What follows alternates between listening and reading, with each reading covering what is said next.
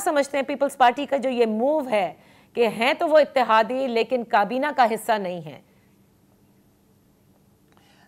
देखें, छुपते भी नहीं, सामने आते भी नहीं, लेकिन ये ऑप्शन उन्होंने इसलिए ओपन रखा है।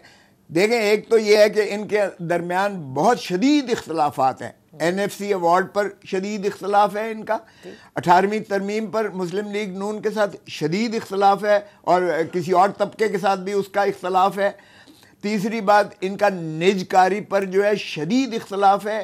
पीपल्स पार्टी बिल्कुल नहीं चाहती है, और मुस्लिम लीग वो पूरी तरह तनदही से जुड़ी हुई है कि ये करनी है इन्होंने निजकारी। PIA की निजकारी पीपल्स पार्टी मुखालफत करेगी, स्टील मिल की निजकारी पीपल्स पार्टी मुखालफत करेगी शदीद, और इसी तरह जो है रेलवेज की या डिस्कोस की मुखालफत करेगी, ये प्राइवेटाइजेशन निजकारी की।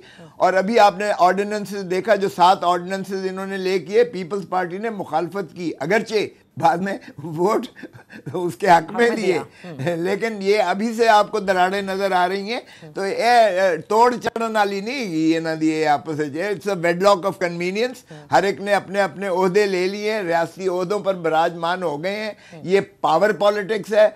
पावर पॉलिटिक्स में जितना नचोड़ सकते हो, धरती माँ को लूट लो जितना लूटना है।